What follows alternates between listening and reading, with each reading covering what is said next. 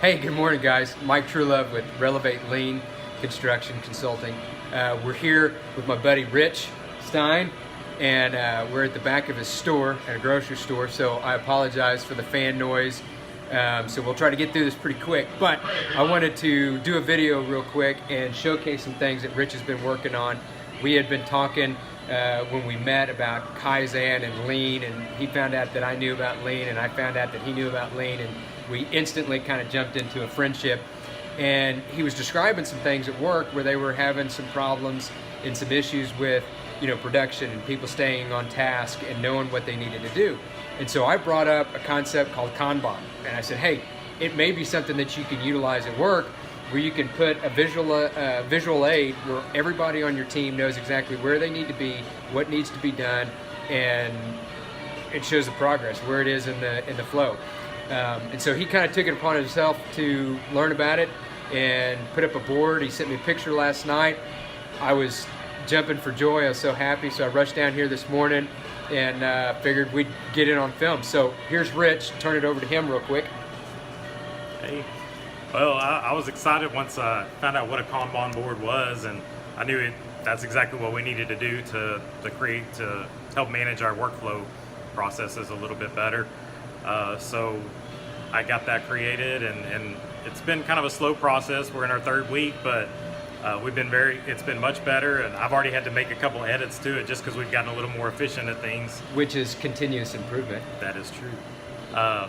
And then our fresh cut production as well. I kind of thought, reading Paul Akers' book, 2 Second Lean, I was like, yeah, we can definitely apply some of the processes and things to what we do here in producing our fresh cut. So we've done what we can to add some of those principles. So, and we've reduced our shrink quite a bit just by adding that in this short amount of time.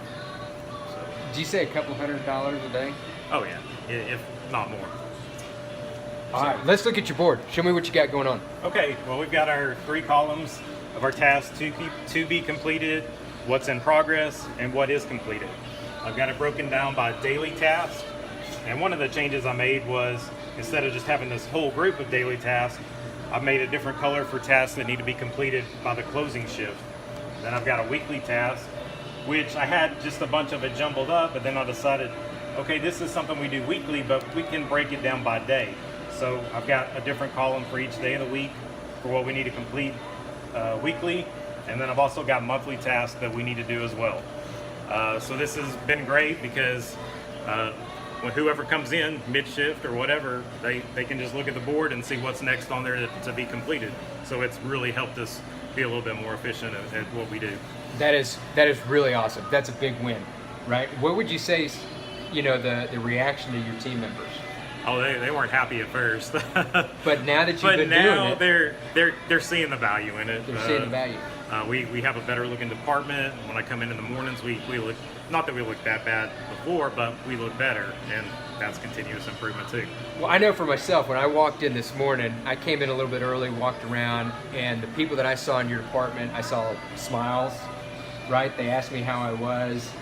It's great, and I think it's because they're starting to figure this out, right? You're doing something to benefit them, and it's continuous improvement.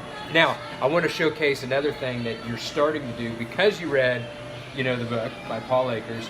It made you start thinking about some other opportunities to do some improvements.